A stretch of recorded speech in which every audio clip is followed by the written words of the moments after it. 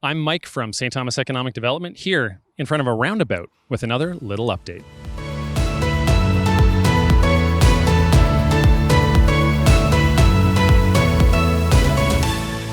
Here we are, an electric vehicle, and we're entering the roundabout. Mike is about to do a test on how many times he can go around this roundabout. So in the past, we've speculated, how many times can you go around a roundabout? Today, we're going to put it to the test. Will it be 5? Will it be 50? Will it be 500? We don't know, but we will soon. So when you're entering a roundabout, the important thing to do is to pick the lane that makes the most sense to pass through the roundabout. And so, if you're going to go straight or left, then you would need the left lane. Typically, if you're going to go right or straight, then you would need the right lane. And if you're going to stay in the roundabout forever, you definitely need the inside lane. It's the only choice. Uh-oh, Graydon, do you think they've seen us doing what we're doing here? You know what? I think they might have, to be honest, Michael. They're following pretty closely there. Yeah, nothing to be nervous about. We have a great police service. Yeah, I'm sure they wouldn't stop me for doing something that might be perfectly legal. No, of course not. Why would they do that? Oh boy. Oh boy. There we go. Oh boy. Now you're in trouble, Mike. Oh boy. Just when you thought you could do anything as a city employee.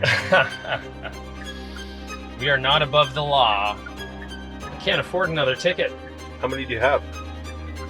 This will be my first roundabout related ticket. Oh boy. Oh, here they come.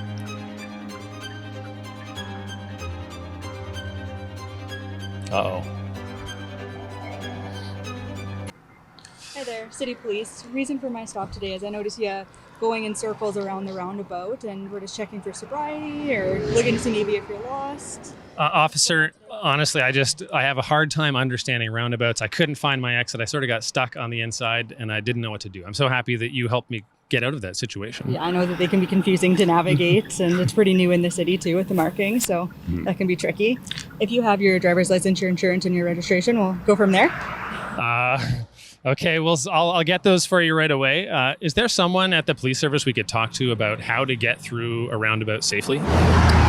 Yeah, I mean, we can talk about it, or you can go into the station and just walk in and ask to speak to an officer there, and anybody would be happy to answer your questions. Do you think we could go up the chain a little bit? Maybe we could talk to the chief of police about it? Yeah. Could you arrange that for me? Yeah, absolutely. We can put in a call and get a hold of them.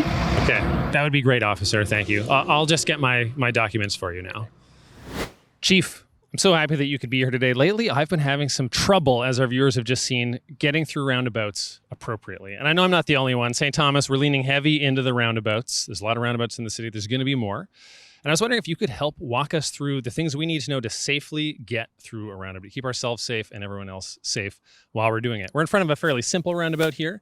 How would I go about going through this roundabout legally, correctly, safely? These are good questions, Michael. So you want to approach the roundabout with caution, slowly, and you want to enter the roundabout with caution. You want to enter that roundabout when it's safe to do so, when there's a safe gap, having regard to those that are already circulating the roundabout. You want to watch for pedestrians. You want to watch out for any cyclists. Choose a lane wisely. If they're a single lane, that's behind us. Single lane roundabouts require less discipline than a multi-lane roundabout. Choose your lane wisely and be prepared to exit and signal your exit. So the signaling, I know, is something that confuses a lot of people. Do I ever signal on the way into a roundabout, or only once I'm in do I signal to leave the roundabout? There's no requirement to signal on your entry. There is a requirement by law to signal your exit. Okay, that's very good to know. And now for pedestrian crossings, obviously, when I'm entering the roundabout, it's like approaching any other intersection where pedestrians can be crossing and I need to yield to them.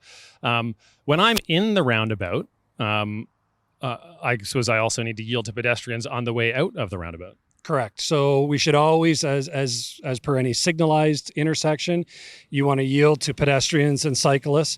You want to be very careful that when you're in a roundabout, if you're within the roundabout, you don't want to stop. That would be a no-no. But save and accept if you need to stop to prevent a collision or to avoid a collision. But definitely you want to yield to pedestrians or cyclists entering and exiting. Now, suppose I'm in a roundabout and I see an emergency vehicle in my rear view mirror, hopefully not to pull me over, but I need to yield to them. Do I make my way through the roundabout as I would have anyway and then pull over after, or do I pull over while I'm in the roundabout? What do I do in that situation? Well, that's correct. So enter the roundabout. If you see an emergency services vehicle approaching from behind, continue through the roundabout, make your exit appropriately, signal out, and immediately pull over.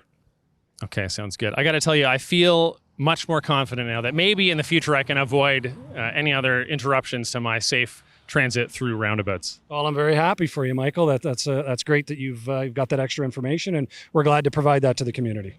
Okay. And then one last thing I just wanted to ask, in sort of a roundabout way, are there any benefits to roundabouts? Like what are the reasons that we've got so many more roundabouts in the city of St. Thomas? Sure, there's absolute benefits. Slows traffic down.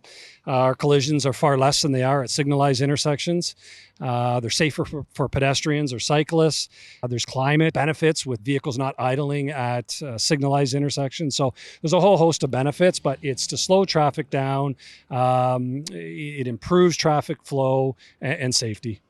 Okay. Well, listen, thank you so much for taking us through this, and I hope we can chat again in another future video. Good. Like and subscribe on YouTube, and stay tuned for another little update coming soon. And don't forget to smash that subscribe button.